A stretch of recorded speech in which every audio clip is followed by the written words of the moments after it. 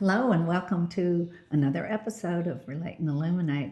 I'm so glad to be here with one of my sisters in jazz, sisters in animal loving, Linda Collins. Yes, thank Welcome. you. Thank you so much, Stephanie. I'm very Yeah. happy to be here to talk with you today. Yeah, And as it turns out, we are in Chicago that's right. enjoying some jazz. So, Lots of it. You know me, that's my thing.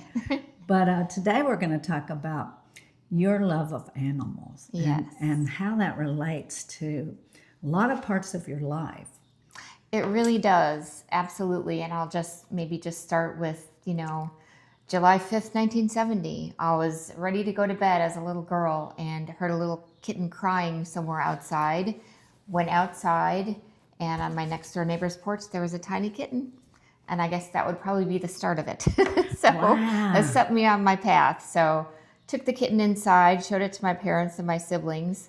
My mother immediately said, "Let's see what we've got to feed it," and set up a litter box. My father immediately said, "That cat is gone tomorrow." And so 18 years later, we lost her. Her name was Tammy. So we 18. She lived to be 18. So Wow. anyway, that was the start. But as you said, it has affected my life in many different ways and areas.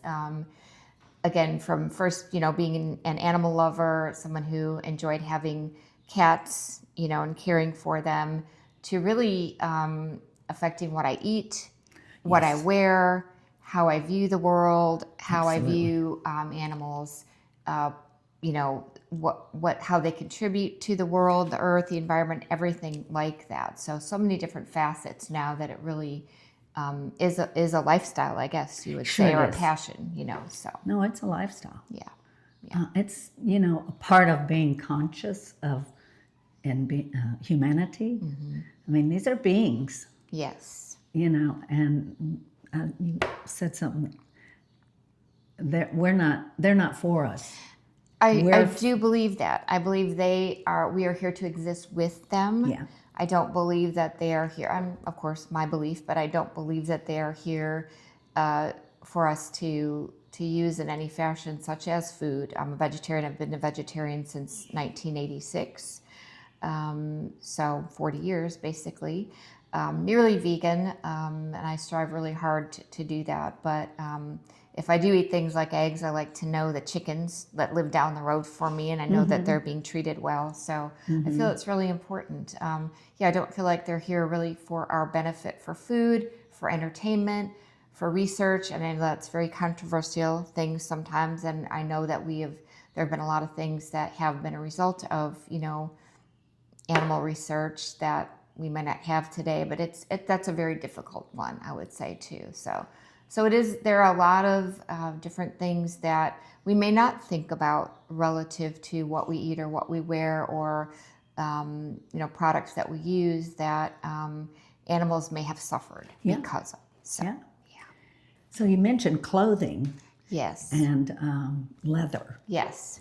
So that Takes an animal. It does take an animal, yes. And even, with things like wool, or, things like that, or of course fur coats, people are very aware of that. And I think That's that terrible. trend has really, changed quite a bit. Yeah, which is good. So, but yeah, things like that leather that, we may be using in not only clothing, but, maybe a briefcase Shoes. or a purse, or things like that, shoes.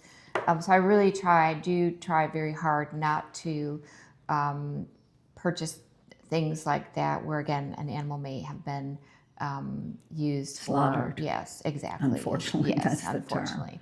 Yeah, so I think awareness is important for people who may not, be aware of certain things like that. So, and everyone's going to make their own choice, of course, but I think we could be more appreciative of what animals do contribute to the earth, to our environment, and to our well-being as well. Those of us who have pets certainly know, how that The love. affects us. Yes, exactly. Unconditional love, and I think it's really helpful for our physical health, our mental health, all of that. Agreed. So, Yeah. yes. Very cool. So I was thinking about, I feed a cat colony. Yes. And I had two cats. I had a dog for 17 years. And then, excuse me, I had two cats. one was 20, Oh, and my the other goodness. was 14. Yes. So I rescued, Yes. and I kept them as long as I could. Yes. And when I traveled, I'd have somebody spend the night for a cat. She Yes. goes, I've spent the night for a dog, but Yes. when he got old, I just couldn't, Yes. Oh, absolutely. because he'd get stressed out. Yes. Yes. So anyway, but you have 2 dogs now. I do, and I, having been really a cat person all my life, pretty much until about 6 years ago, and I was not in the market for adopting a dog, but in the rural area that I live in Tennessee, there happened to be a mother dog with 4 puppies that were just living in a barn on my road, and I just couldn't leave them there, so we took all of them back to my home, and they were very young then, but we raised up the puppies for about 4 weeks till they were old enough to be adopted out 3 of them to good homes, and I kept the mother and the daughter, the runt, actually. She was the runt, and they're wonderful, and I'm totally a dog person now. I love cats, of course, too, but I love dogs as well. So, yeah, and it actually, I have to say, not only in what I eat, what I wear, but also in the work that I've done for the past 6 years. I've worked about that. Yes, I worked at a veterinary clinic. So strictly reception, I'm not good with medical stuff, but I feel like it's a joy every day to assist, owners and their companion animals and keeping them healthy, and spay and neuter, of course, is important, as we know. So to reduce overpopulation and strays. But yeah, it really has affected every aspect of my life. So, That's and I'm so just cool. Yeah, I'm just grateful. I'm similar, for because there's so many people get pets for them, and there's a trend to get these pit bulls and Rottweilers, and that's okay. I don't think there's any bad animals.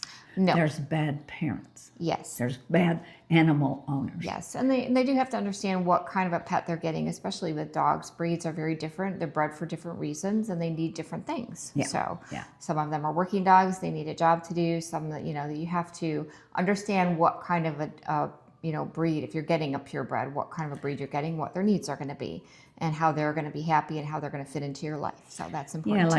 Yeah, like Springer Spaniels need run space. Yes, absolutely. Yeah. Yes. And things like I've that. met pit bulls that are sweet Oh, love. because they're Yes. raised right. That's correct. Yeah. Yeah. They're big. The ones that come into our clinic are amazing, big teddy bears, and they just are lovers. Yeah. Yeah. So, yes.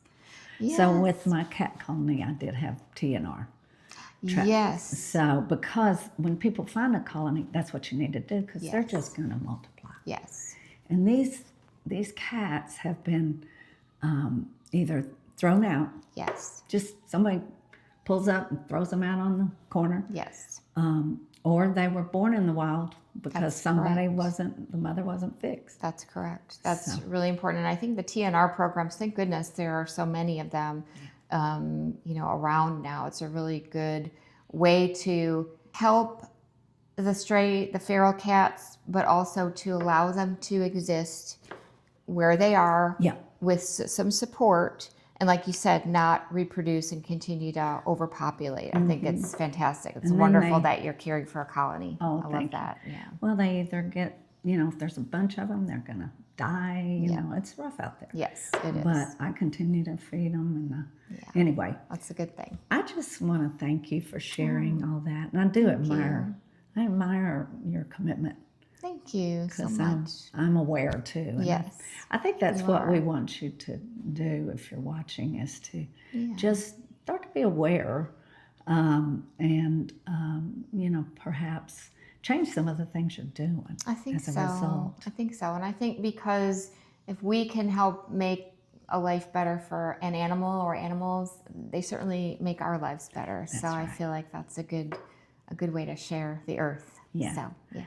Let me give you one example, and then we'll close it out. But so we're in Chicago. We're in an Airbnb. Yes. And night before last, a dog started barking, woke her up. I heard it, but I went back to sleep. And tell the story. And so it was middle of the night, and there is a dog that lives on the first floor of the building that we're in. Her name is Fawn, the diva, by the way. She's beautiful. And and so when she woke me up, and I just thought, well, she's she's barking for a reason. So I went and looked out the back window just to make sure that there was nothing, Hurting. going on. Yes, exactly. So, but it didn't bother me because I said to myself, she is doing her job. That is what she love is that. here for. She is on duty, and I appreciate her. So it didn't bother me that I lost a little sleep. It was just fine. She might have been, responding to something lurking. Exactly. So I felt safe. Yeah. Exactly. Yes. It's a great one. Yes. All right. Well, thanks for joining, and comment. We love the comments. Yes, we'd love to hear the comments. Yeah, and if you have questions for Linda, Absolutely. so Be happy to answer. Thank you. Thank you, Stephanie. Okay, Enjoyed thank it. you. Thank you so much. All right. We'll see you next time.